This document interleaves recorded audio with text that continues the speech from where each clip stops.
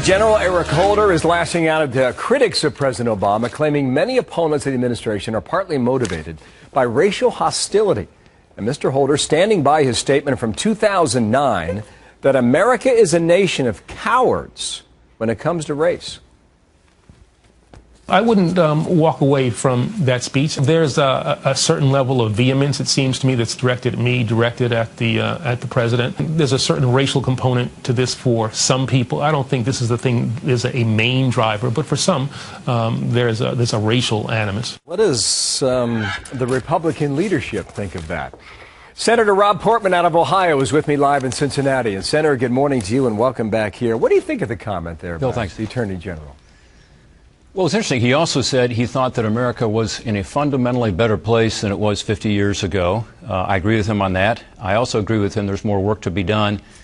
I don't think, blaming the opposition to President Obama, which, by the way, is at record highs when you look at the polling data, blaming that on some sort of racial animus, I don't think helps us. I don't think it takes us in the right direction in terms of making progress on dealing with, this eternal issue we've got in America, which is being sure that we are doing everything we possibly can do to fight racism. So I don't think it's a constructive statement. So why is he talking that way? He also said, people talking about taking their country back. I hear that from both sides, depending on who's in the White House and whether you agree with said administration or not. Go.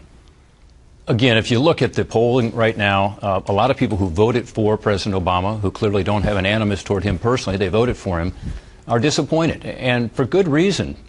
Bill, we've got the weakest economic recovery we've had since the Great Depression. We've got people seeing their paychecks going down by about $3,500 on average. We're seeing higher costs for health care.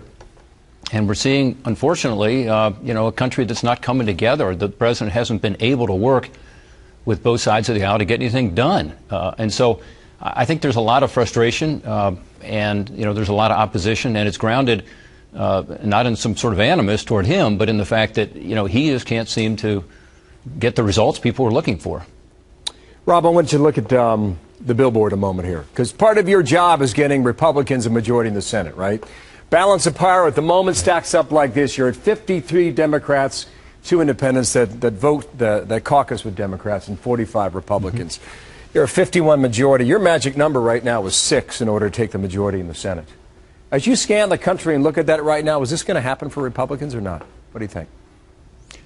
I think it looks good this year. And a couple reasons for it, Bill. As you know, one is just the math. There are more Republicans who are in safe seats and there are more Democrats who are in tough seats. There actually is only 1 Republican up in a blue state, whereas there are 7 Democrats who are up in not just a red state, but a Romney red state. In 6 of those states, President Obama got less than 42% of the vote. So this year, the math and the map tend to work for the Republicans.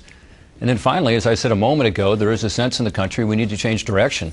And that sense is not just about the president, it's also about the Senate. People see that the majority in the Senate right now is blocking legislation. We're not getting things done. We're not being permitted to offer amendments and have a real debate on issues. And all that helps, I think. So, I think sometimes we Republicans overpromise and underdeliver.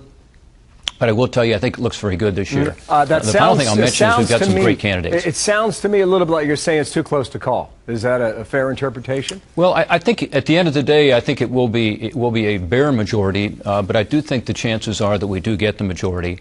And I think it's, again, a function of the direction the country's headed, which most people think is going the wrong way, and the fact that we've got some awfully good candidates running this year. Yeah. Why Cleveland? Republicans are headed there in the summer. Oh, how come?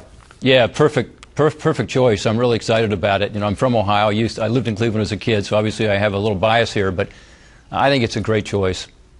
It's an emerging city in the heartland. There's no state that's more of a swing state than Ohio, so that's good. But it's also a city that's big, diverse, represents everything the Republican Party represents in the sense of, we're a big, diverse party, and we need to communicate that better. It'll be a great platform for us to talk about our agenda that affects every single family in America. We can help lift everybody up. And then finally, it's just a fun town. I don't know if you've been there recently, Bill, but Cleveland has got they're doing some great nightlife now. And you Trump LeBron James announcement over the weekend, too. Final question. You're getting a lot of attention for when the announcement was made as of last week, and you will continue to get that attention rolling into the Cleveland Convention of 2016. You say if somebody's not willing to step up and do the things necessary to change America the way you want it, that you'll throw your hat in the ring. How seriously are you considering that? Well, I'm up for re-election to the Senate that same year, and that's what I'm planning to do. However, I have said consistently that, look, I do think the country's in trouble. I think we're in trouble in terms of the lack of opportunity and hope. I think we need someone who can bring this country together. As we talked earlier, the president has not done that effectively, even though he campaigned on that in 2008. And then finally, I'm concerned about the international situation. If you look at what's happening around the world, you all just talked about it, America's role in the world. We are, the one indispensable country. And so, I'll see who steps up. I think the Republican Party needs someone who is going to take that broader approach and ensure that people understand that our policies for economic growth, for getting America back on track, affect every family in America, and we have to broaden the reach and the message in our party. Yeah, I'm going to mark you down politically as a maybe. In television talk, that's a standby. So we shall stand by on that. We'll be back in touch with you. Thank you, Rob. Good to have you back here.